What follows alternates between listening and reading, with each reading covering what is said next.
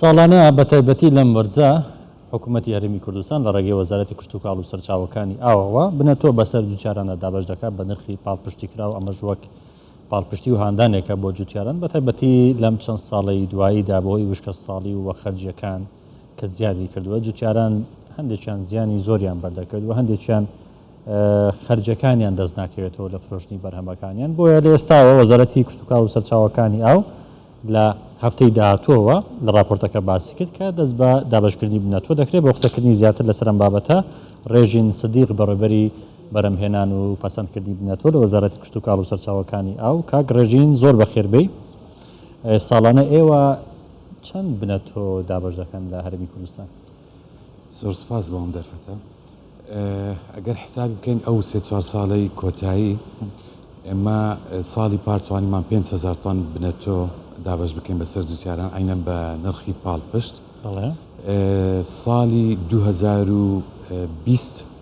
توانیمان نزیکەی 3,000 تۆن بنەتۆ دابش بکەین بەسەر دووچاران عینەن ئەویش بە نرخی پاڵپشت و بۆ ئەم ساڵ 7,000 تۆن بنەتۆی گەنم ئامادە کراوە و حازرە بۆ دابشکردن ئینشاڵڵا هەر وەک جەنابەت ئاماژەت پێ کرد لە دوسێ ڕۆژی داهاتوو. باشە ئێمە لە چەند ساڵی لە ڕابردوودا ینی هیچ بنەتوێکی خۆمان بەرەم هێناوە کە سوودی لێوەربگرین لەم هەوایە طبیعی ئەو بنەتوانەی کە ئێمە زیادی دەکەین و دابەشی دەکەین بەسەر دووچاران هەر هەمووی 100% بنەتۆی خۆماڵیانی ناوەخۆی هەرێمی کوردستان بەرهەماتوە و ئەگەر حساب بکەین لەسەر مستەوای هەرێمی کوردستان وەزارەتی کشتتوکاڵ ئێستا خاوەنی 26 ترس بنەتۆی گەنمە کە ینی تۆمار کراوە بە ناوی وەزارەتی کشتتوکاڵەوە و ئەو بنەتوانش طبیعی ینی وەکو دەڵێن مادیبوونی چەند ساڵەی سنتەری توێژینەوەکانی کشتتوکاڵیە کە هەریەکەیان توانیتیان بەشی خۆی لە چەند تەرزێک بنەتۆی گەنم بەرهەم بهێنێت و تۆماری بکەین ئەو بنەتوانەی کە ئێمە بەرهەماهیناوە ئەکیت زۆر گونجاوترە لەگەڵ کەشوهەوای هەرێمی کوردستان و زۆر زیاتر بەرگەی وشکە ساڵی دەگرێت و زۆر زیاتر بەرگەی ئەو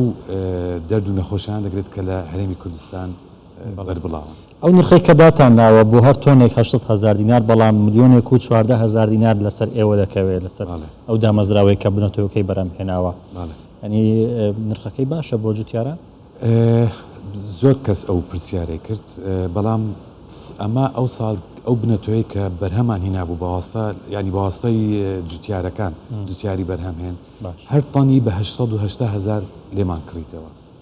زائیدەن مەساریفی خاوێنکردنەوەی زائیدەن مەساریفی دەرمانکردن زائیدەن مەساریفی لە کیسکردن و قازانجی کۆمپانیەکانیش ئەوانە هەموو ئێمە لە ئەستۆمان گرتووە یعنی هەمووی ئەگەر هەمووی کۆ بکەیتەوە ملیۆنە و 14,750 دینار دەکەوێت لەسەر حکوومەت و کۆمپانیا ئەمە جگەلەوەی ئەو وردکە گەنمەی کە لە ئەنجامی خاوێنکردنەوەی ئەم بنەتۆی گەنمە بەرهەم دێنێت ئەوەش هەر هەمووی طبیعی ئەوە بە 880,000 کڕیتمانەوە بەڵام وردکە گەنمەکە ئەو نرخە ناکات ئەو پەڕی 400,000 دینار دەکات ئێمە ئەو نرخەش بە 880,000 دار لەسەر خۆمان حساب کردووە ئەویش هەر وەکو دامێک بۆ جوتیار بۆ ئەوەی نرخەکە زیاتر لە 800,000 بەرز نەبێتەوە و ئەگەر مقارنە بکەین لەگەڵ دەرەوە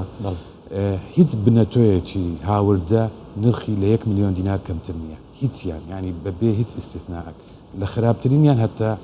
باشترینیان و هیچیشان ئەو کوالیتیی نییە کە وەکو ئەو بنەتۆی کە لە ناوەخۆ بەرهەم هاتوو. جوتیاران ئەو بڕێکە ئێستا ئێوە دابەشی دەکەن هەفتەی داهات و هەموو جوتیاران دەگرێتەوە ینی یان بەشێکیانە یان ئەوەی سەر ئارەزوی خۆی داوای دەکات. طبیعی هەر کەس ئارەزوی خۆی داوای دەکاتن کە بنەتۆ بکڕێتەوە بەڵام بەداخەوە بەشی هەموو جوتیاران ناکات یعنی من دڵنیام لەوە پاش 20 ڕۆژی تر 20 ڕۆژ دوای دەستپێکردنی دابشکردن بنەتۆیەکە تەواو دەبێت و زۆرێک لە جوتیاران بەبێ بنەتۆی گەنم دەبینێنەوە بەڵام لە بەرنامەماندایە ساڵ بە ساڵ ئەو بەرهەمە زیاد بکەین و ئینشاڵڵا ینی بگەینە مەرحەلەیە کە ئیکتیفای داتی تەواو بکەین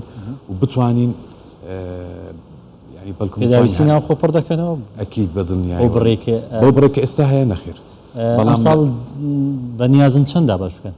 هەر ئەو 7,000 تۆن